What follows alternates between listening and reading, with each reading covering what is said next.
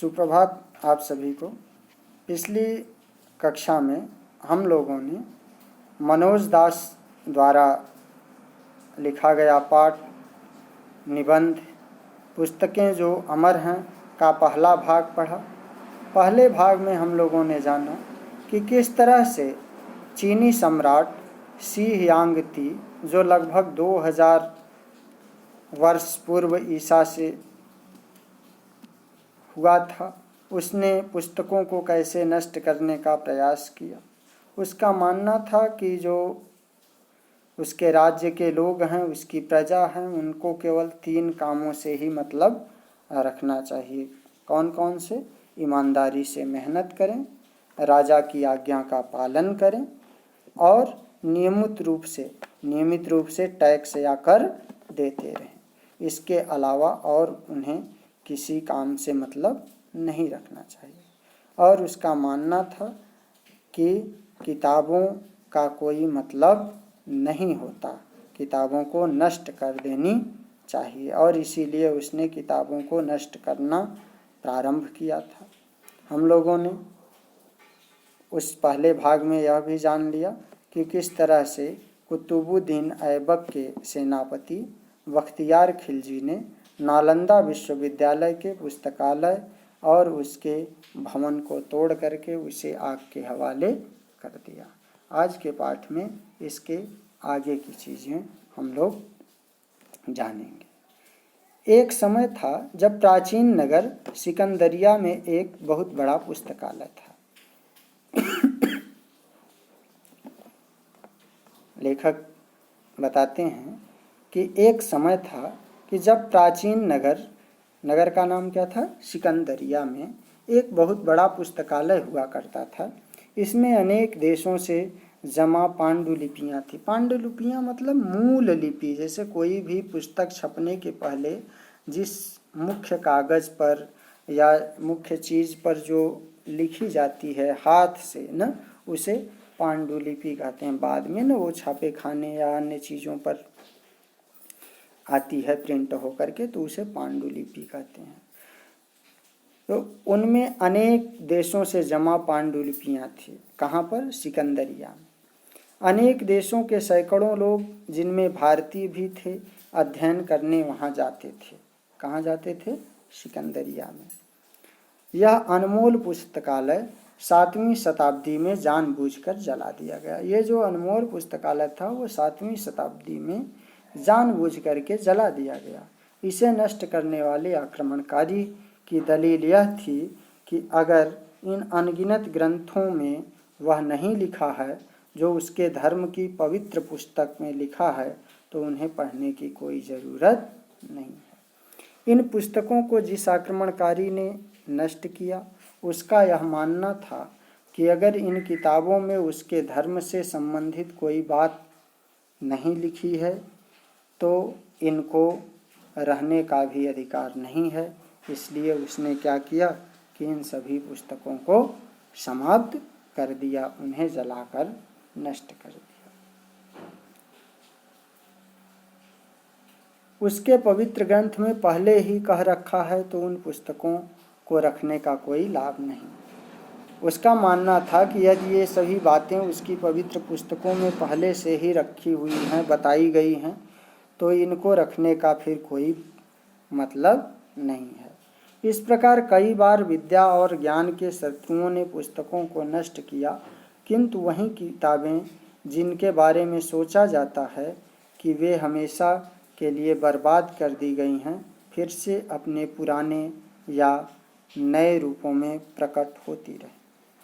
लेकिन कई बार जो ये विद्या और ज्ञान के शत्रु थे न, यानी जिन लोगों ने बार बार किताबों को जला करके नष्ट करने का प्रयास किया, और उन लोगों ने यह सोच भी लिया कि शायद उन लोगों ने किताबों को पूरी तरह से समाप्त कर दिया, नष्ट कर दिया, लेकिन उनकी सोच यह गलत साबित हुई। और फिर कुछ समय बाद धीरे धीरे वही किताबें अपने पुराने रूपों में ही या नए रूपों में फिर से सामने आती रहें। ठीक भी है, पुस्तकें मनुष्य की चतुराई, अनुभव, ज्ञान, भावना, कल्पना और दूरदर्शिता इन सब से मिलकर बनती हैं। लेखक कहते हैं कि यह बिल्कुल सही है कि पुस्तकें कैसे बनती हैं। मनुष्य की चतुराई से, अनुभव से, ज्ञान से, भावना, कल्पना और दूरदर्शिता, इन सब से मिलकर के बनती हैं। यही कारण है कि पुस्तकें नष्ट कर देने से मनुष्य में ये गुण समाप्त नहीं हो जाते। और पुस्तकें तो नष्ट की जा सकती हैं, लेकिन क्या इन गुणों को समाप्त किया जा सकता है? बिल्कुल नहीं भाई, गुण तो समाप्त नहीं कर सकते। दूसरी शताब्दी में डेनिश पादरी बेन जोसेफ अकीबा को उसकी पांडित्यपूर्ण पुस्तक के साथ जला दिया गया था। दूसरी शताब्दी की बात है कि एक डेनिश पादरी था जिसका क्या नाम था, बेन जोसेफ अकीबा। इसे उसकी विद्वतापूर्ण पुस्तकों के साथ ही जला दिया गया। उसके अंत शब्द याद रखने योग्य हैं। उसने अंतिम शब्द क्या कहा था मरते मरते, कि कागज ही जलता है, शब्द तो उड़ जाते हैं। उसने कहा था कि ये तुम लोग जो जला रहे हो, इसमें कागज जल रहे हैं, इस पे लिखे शब्द तो उड़ जाते हैं। ऐसे भी लोग हैं जिन्हें पुस्तकें प्राणों से भी प्यारी होती हैं। हमारे देश में, और हमारे देश में ही नहीं बल्कि पूरे विश्व में ऐसे भी बहुत से लोग हैं जिनको पुस्तकें अपने प्राणों से भी प्यारी होती हैं। अपनी मनपसंद पुस्तकों के लिए वे बड़े से बड़ा खतरा झेल सकते हैं। ऐसे भी लोग हैं जो अपनी प्रिय पुस्तकों के खो जाने पर परेशान नहीं होते, क्योंकि उन्हें समूची पुस्तक ज़बानी याद होती है। और कुछ लोग ऐसे भी होते हैं कि जो अपने पुस्तकों को खो जाने पर भी दुखी नहीं होते। क्यों नहीं होते? क्योंकि उनको पूरी की पूरी पुस्तक ही क्या होती है, याद होती है। पुराने ज़माने में लिखे हुए को कंठस्थ कर लेने का लोगों का अनोखा ढंग था। पहले लोग यही करते थे। पुराने ज़माने में जो भी लोग पढ़ते थे उसको याद कर लेते थे। यूनानी महाकवि होमर, ये यूनान का एक महान कवि हुए हैं होमर, जिनका काल जो है ईसा से 900 वर्ष पहले का है। ये महाकाव्य इलियड, इनका एक लिखा हुआ काव्य इलियड है, तथा ओडिसी पेशेवर गाने वालों की पीढ़ी दर पीढ़ी को कंठस्थ करते थे। इन्होंने महाकाव्य इलियड को याद कर लिया। इन दोनों महाकाव्यों इलियड और ओडिसी को याद कर लिया था ना। इन दोनों महाकाव्यों में कुल मिलाकर 28,000 पंक्तियाँ थी। सोच लीजिए कि होमर ने कैसे याद किया होगा, लेकिन इन्होंने याद कर लिया था।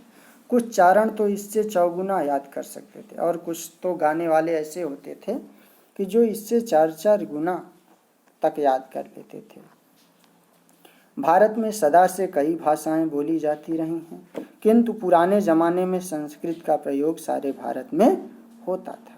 भारत में हमेशा से ही बहुत सी भाषाएं बोली जाती रही हैं, किंतु पुराने ज़माने से ही संस्कृत भाषा का सारे भारत में प्रयोग होता रहा। भारत के कोने कोने के कवियों और विद्वानों ने संस्कृत के जरिए ही अपनी भारतीय साहित्य का भंडार भरा। और प्राचीन समय में पहले भारत के जो कवि थे, विद्वान थे, इन लोगों ने संस्कृत भाषा में अपनी रचनाएं लिखी और भारतीय साहित्य को समृद्ध किया, यानी भारतीय साहित्य को बड़ा किया ना। प्राचीन भारत का दर्शन तथा विज्ञान दूर दूर के देशों तक फैला, और इस तरह से भारतीय साहित्य का अनुवाद हुआ और वो पूरे विश्व में फैल गया। हिमालय पर्वत और गहरे गहरे सागरों को पार करके भारत की कहानियों का भंडार कथा सरित सागर, पंचतंत्र और जातक दूर दूर देशों तक पहुँचा। ये भारतीय कुछ पुस्तकों के नाम हैं जिनमें ढेर सारी कथाएं संकलित हैं। उनके नाम क्या हैं? कथा सरित सागर, पंचतंत्र और जातक कथाएं। यह भी सब जानते हैं कि बाइबिल के अनेक दृष्टांतों, यूनानवासी ईसप के किस्सों, जर्मनी के ग्रिम बंधुओं और डेनमार्क के हैंस एंडरसन की कथाओं के मूल रूप भारत में ही हैं। ये भी आपको पता होना चाहिए कि जो बाइबिल के अनेक दृष्टांत हैं, यूनानी ईसप के जो किस्से हैं, जर्मनी के ग्रिम बंधुओं और डेनमार्क के हैंस एंडरसन की जो कथाएं हैं, उसका जो मूल है वो कहाँ है? भारत में ही है। साहित्य की दृष्टि से भारत का अतीत महान है, इसमें शक नहीं। बिल्कुल सही कि साहित्य की दृष्टि से भारत का जो अतीत है, बीता हुआ समय, अतीत मतलब बीता हुआ समय, वह बहुत ही महान है, इसमें कोई शक नहीं। इसके लेखक, इस पाठ के पुस्तकें जो अमर हैं, मनोज दास हैं। इसका अनुवाद बालक राम नागर जी ने किया है। तो धन्यवाद। उम्मीद है आपको यह पाठ समझ में आ गया होगा।